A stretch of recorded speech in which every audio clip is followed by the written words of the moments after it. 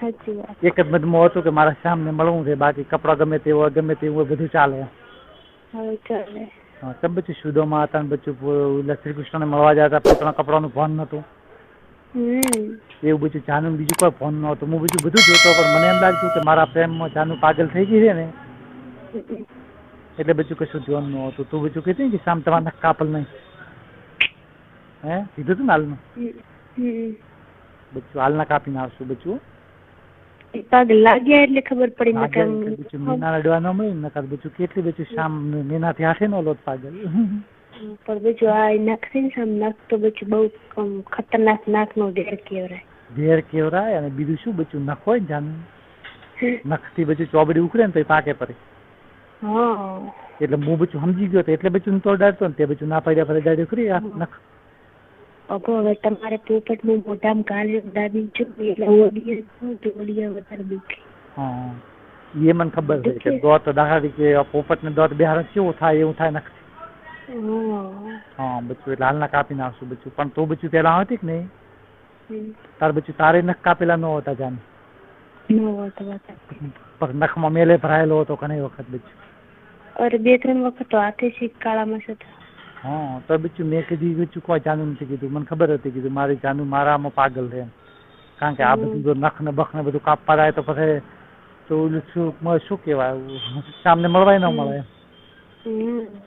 સામને મળવું મહત્વનું છે બચ્ચું. નખ કપાય કે ન કપાય તો પછી કાપશો પડે. અને ધૂપ હોય બચ્ચું રૂપ છે ને રાતું રે બચ્ચું જાનું. ફોન પરથી દિલ્હી ની ટકાટક તમારી પાસે નથી આવી. નથી આવે એટલે બચ્ચું મેં કદી આપણે કઈ રાખી કે મારી જાનું મસ્ત તૈયાર થઈને આવે ને આમ આવે. મને એમ જ હતું કે મારી જાનું મારી પાસે આપી દીધું, બાકી ગમે તેવી મેલા ઘેલા કપડામાં આવે ને તો મારી જાનું છે.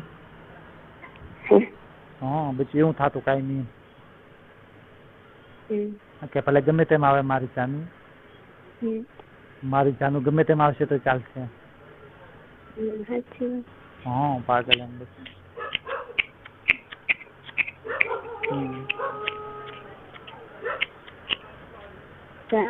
હા બોલ બચ્ચું. કૂતરો થયો પછી ખબર? શું બચ્ચું? કૂતરો થયો ભાઈ ખબર બચ્ચું? કેવા ભાઈ? કૂતરો ભસતો આપણને આમ ચિંતા થતી કે કોઈ રોઈ ન રાત નહીં. એવો કૂતરો ભાઈ એક હું આવ્યો તો ખબર કૂતરો ભસવામાં જતો બરાબર નો હોય. જાનું કે શામ જલ્દી આવો કુકુર હોય નહીં. મન એક વાર તો શ્યામ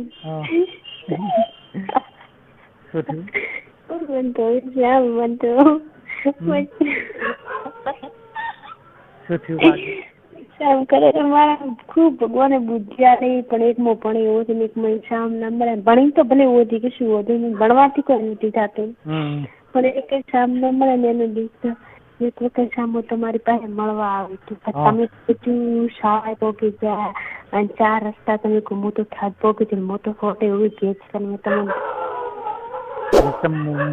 મુઠાડ પોકી ગયો તમે થાત પોકી તમને મળી. પપ્પા તરફડતા હતા. પછી કોઈ દેવરા એમ હતું નહીં. અને મારે બધો પૂજા થાય છે ડંકો કોણ ગમ પૂજા થતી રામ મંદિરે પૂજા ચાલુ થઈ ગઈ.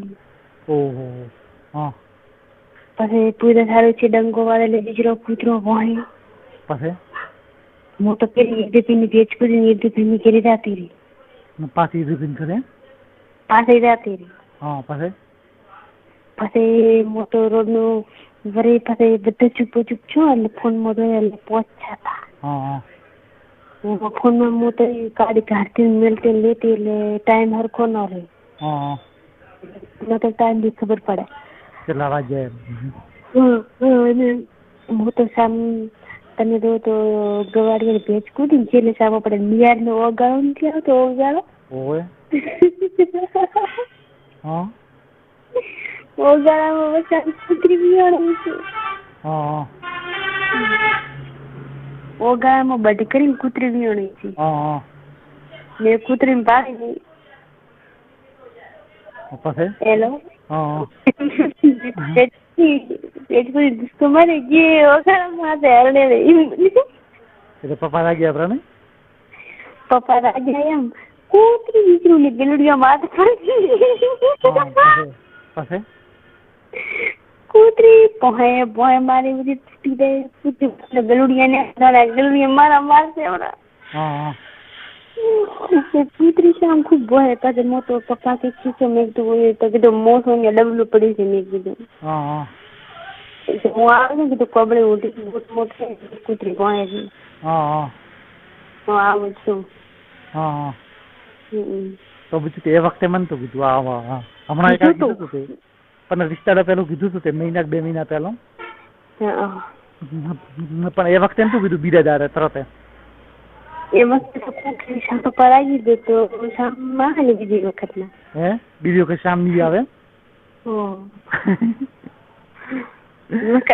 એટલે આવું છું એમ કીધું ને તો બીજી વખત શામ ના પાડશે કે પકડાઈ જવા નથી આપવું એવું બે શામ આપણે સાથી વાળા વધે નકા શામ આખું રોલવાળું શું ડોક્ટર નો બાપ ફોટે લાગી અને મને બીક ના આવતી મને બીજું ના આવતી હું 1-2 વખત તો ઓલું તમારા ઓગણવાળા નથી બધી બાળ મંદિર એ બાજુ જાતે જોતો એક વખત હટાઈ ગયો એક મારો હું આઈડિયો હું તારી પાસેથી આઈડિયો બરોબર એટલે સીધું બાઇક પડી હતું આપણે ઊંઘ્યો કે ને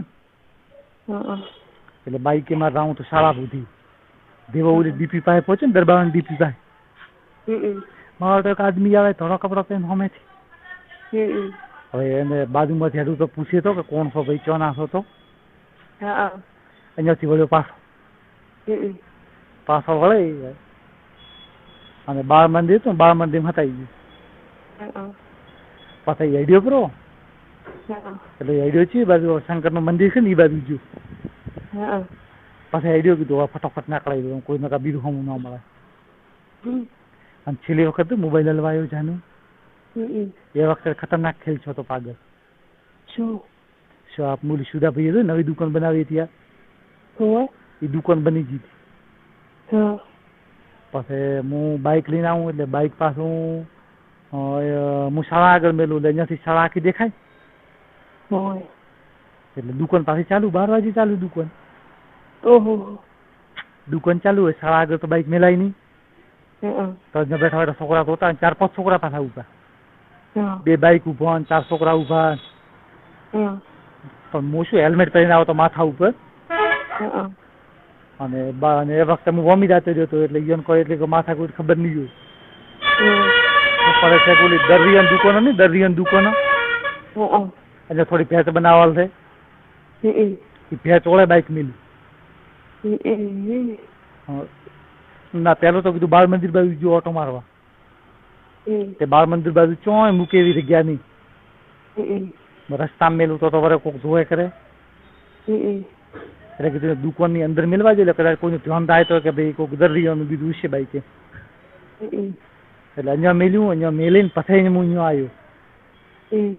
આવ્યો એટલે હું તો ભેજ પૂરીને સીધો રાતો રહ્યો આપણે ઈઝી ભાઈ ને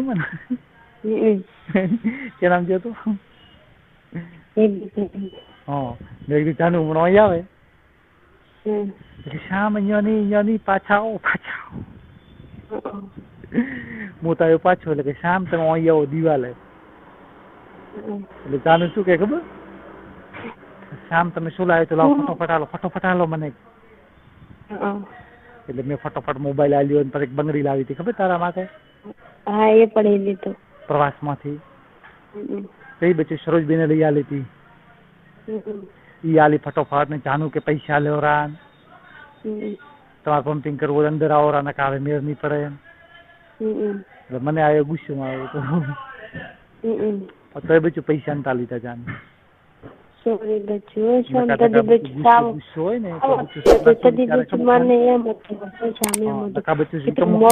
સમજી ગયો તો બચ્ચું સખનભાઈની ખર્ચીનું ઉજ્યો હતો એટલે એમાં આવડે ધોઈ દો ને તો આખું સાવું કરે મમ્મી પપ્પા ધોઈ દે એનો વધુ ન હોય તારા મમ્મી પપ્પા હોય મમ્મી પપ્પા કદાચ ભાગી દો ને તો થોડા ઘણું કે બાકી સાવું ન કરે એમ અને ઈ તો માવડે એટલે ધોઈને દેખા જ દો